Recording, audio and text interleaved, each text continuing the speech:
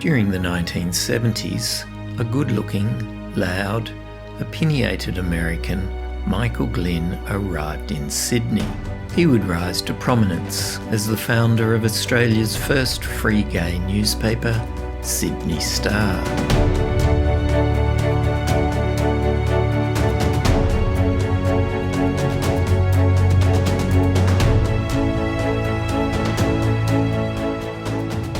But the goings-on within a private sex club for devotees of leather and S&M risked destroying it all. Big, handsome, good-looking man. Someone that I did find very charismatic, as I think most people did. And for some reason, I seem to think that he had some kind of clerical role, or that he may have been a priest or a minister or something, but that soon got dispelled.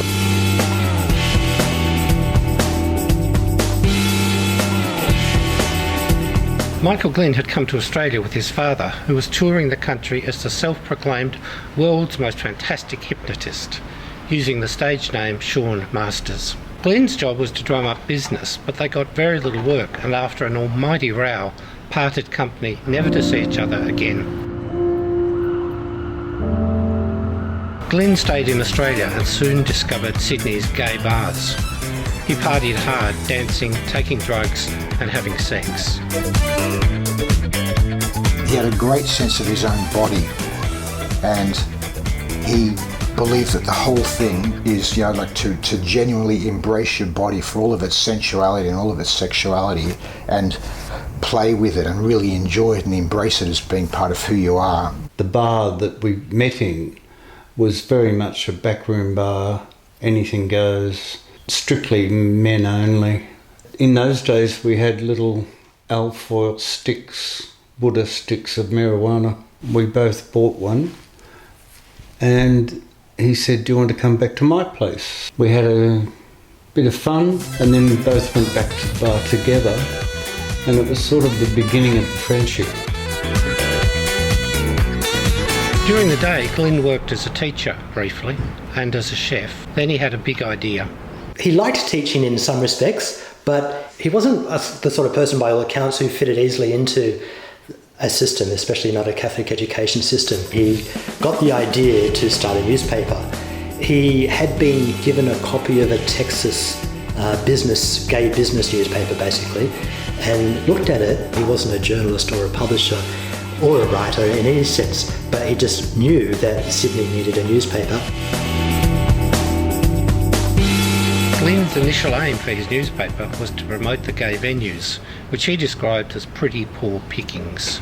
He wanted more of them and better. His idea for better gay venues was quite narrow. Places where butch gay men could meet other butch gay men. So Michael was very, very heavily focused on gay male sexuality. That was one of the driving forces of his life. A lot of people saw him as misogynist. Michael was everything but camp. He was a leather butch kind of guy. There was a intersection, if you like, of Michael's own personal preferences, as well as what was happening in the gay business community at the time, which was primarily sex venues. So the steam rooms and the sex clubs and the gay pubs were essentially the sort of businesses that existed at the time, and they were the first advertisers in the Star. They were driving, in a sense, the way the Star was presented, because their images in their advertisements were hunky men, a bit like Tom of Finland line drawings. That was the sort of guy he fancied. That's the sort of guy he wanted to be as well. And this is what he said in an editorial: "You don't have to adopt the limp-wristed fairy image. You can look like a clone. You can look more like yourself. You can take what you wear at work and go straight into the scene and still look good. You don't have to put rouge on, dress up and all that stuff." It put him in conflict too with the large sections of existing gay community then and now, because of course it values a particular type of masculinity and a particular expression of gayness that isn't universal. There was a period where drag queens or men that were dressing non-clone were excluded from the gay venues, and that was a lot of people. And when I say excluded, like, pushed down the stairs and stuff like that. While the focus of his newspaper was initially on promoting the bars and sex venues, Glynn also had strong views about community politics. He wanted nothing to do with the first Sydney gay and lesbian Mardi Gras. He detested the left-wing radicalism of the activists who organised the event.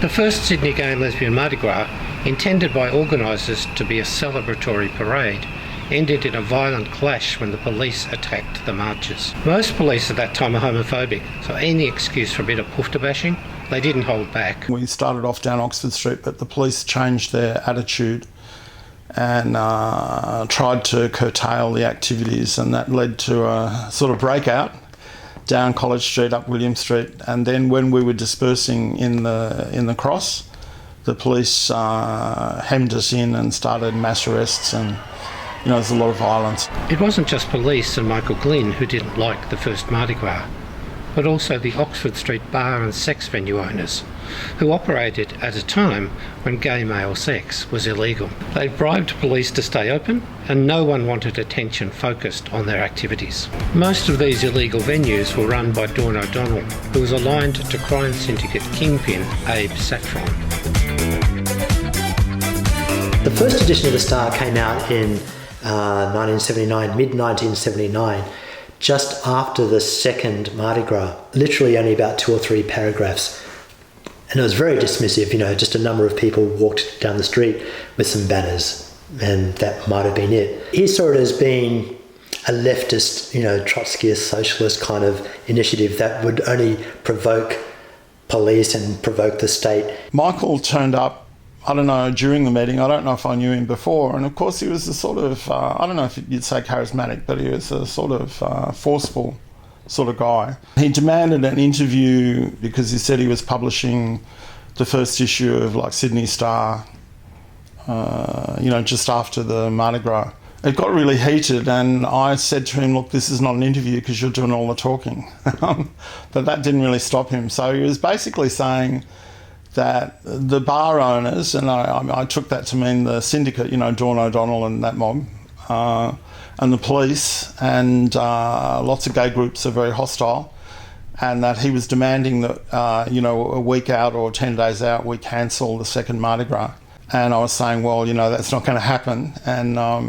And he was saying he was going to ensure that we were all arrested, and, he was going to work with the police to stop it happening.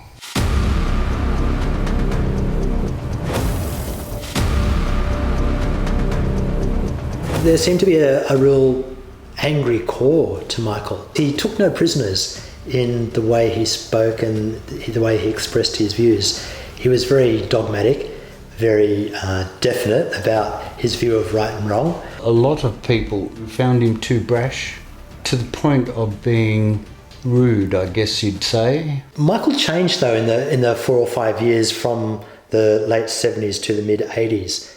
Glynn frequently published the phrase, "Think gay, buy gay," in The Star. It reflected his promotion of gay venues, but also reflected his desire to build the gay community and a sense of gay consciousness amongst his readers. He became very community-minded and very, what's the word I'm looking for? Not the reactionary American businessman that he came across as initially. He quickly swung around in terms of his view of Mardi Gras and not only participated but promoted and supported it as a really valuable contribution to visibility and to challenging the status quo. A massive change each year in the amount of editorial coverage that's given to Mardi Gras by Michael Glynn.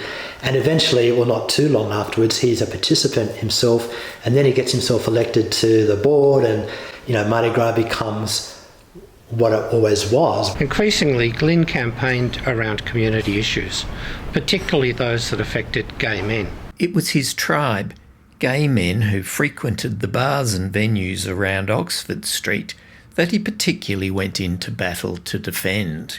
He reported on a series of fires that burnt out gay venues, casting suspicion on Dawn O'Donnell, and she stopped all advertising in his newspaper. There were occasionally mysterious fires that would rip through venues that were owned by Dawn O'Donnell and Abe Saffron.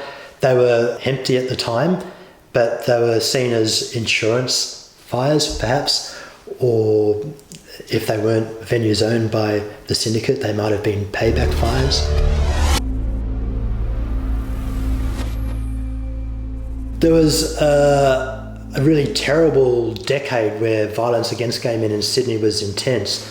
It was happening on the streets in terms of bashings, and it was happening in the police stations by the police, and it was happening at beats where there are a number of bashings and murders. Michael used the violence that was happening on the streets as a way to draw attention to lack of adequate policing in Sydney. And it wasn't even just lack of adequate policing. It's documented at the time that there was a very strong homophobia running through New South Wales police, and there was entrapment and violence by police against gay men. People don't remember how violent and how corrupt police were at the time, and how dangerous, and how that affected everybody. Michael used the Star to draw attention to the situation. He would publish information about violence, episodes and attacks. He would do his best to not only publicise the events themselves, but provide information about the level of policing, whether or not there was an adequate response, to identifying locations that were dangerous, asking people to come forward, importantly, to try and generate witness reports.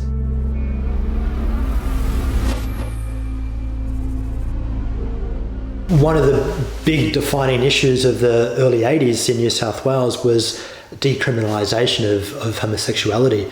Up until then, we were included in the criminal code and covered by the criminal code as criminal for being who we were.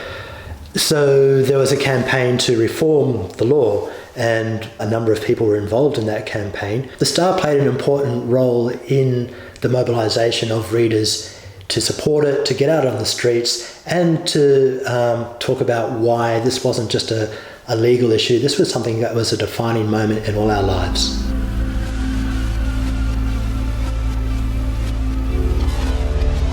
In 1983, AIDS arrived in Australia, the first known case. HIV changed everything, of course, and the Star was the first newspaper in Australia to report the first case of HIV, identified case of HIV in Australia. Mainstream media reports bordered on hysteria. There was an increase in anti-gay discrimination from a range of groups.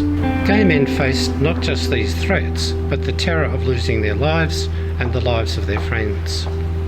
Glynn's newspaper became a crucial source of information and assisted community mobilisation. Glynn steadfastly opposed attempts to curtail the sexual and social freedom of gay men, and campaigned strongly against police raids of gay sex clubs. Despite being busy with his newspaper and campaigning for gay rights, Glynn maintained an active sex life. But more important to him than any of his casual encounters was the love of his life, Stephen Cribb. They were very much in love. They spent many, many years together. Steve was a DJ. He played at a couple of Mardi Gras parties in the 80s. There's no doubt that Stephen was the love of Michael's life. Whenever he would talk about Stephen, there always seemed to be such happiness and lightness in his voice, and monogamy for Michael with Stephen as being very much about that they are a committed couple who do all of these other things as well. That's all just part of life and adventure and embracing the fullness of life.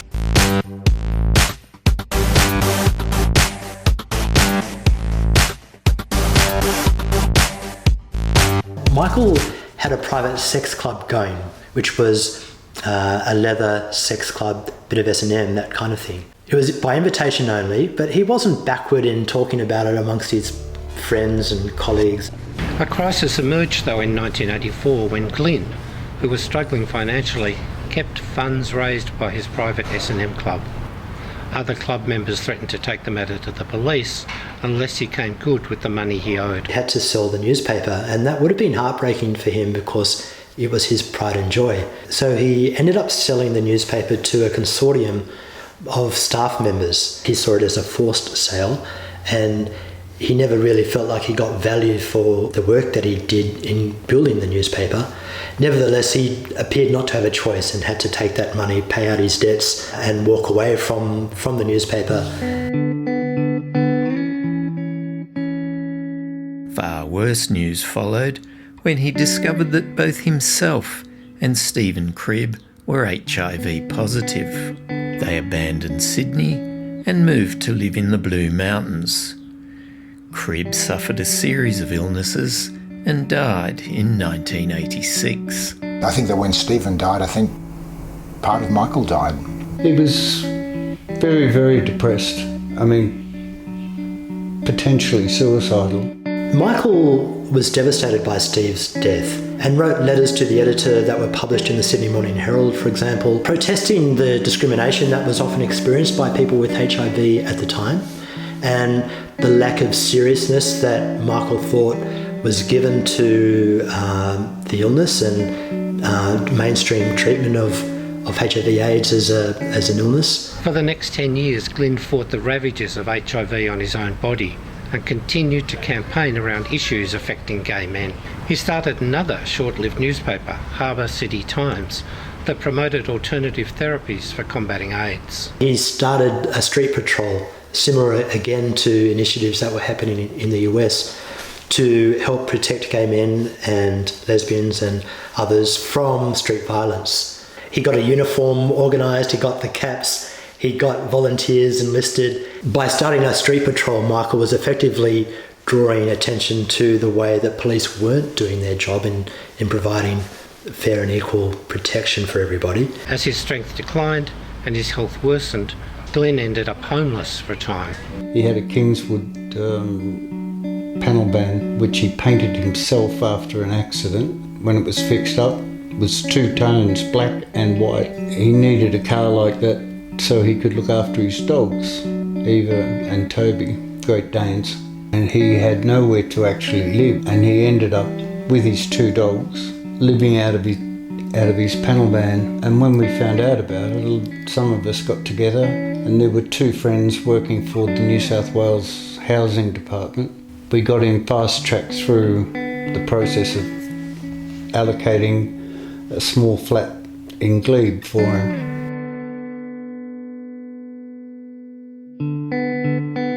I finished the day at work and then went around to his place just to check that he was okay. And he was lying on the floor when I went in. And he was lying in a very unusual position. It was almost as though he had deliberately laid down on the floor and got his body completely symmetrical, and that's where he died. A lot of people that did love him and admire some of the things that he, community-minded things that he instigated, they were permanent friends.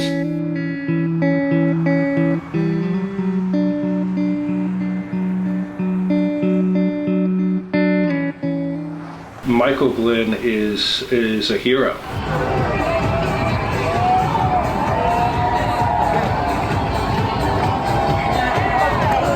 It's incredibly important that it continues, and I'm really honored to continue with Michael's legacy.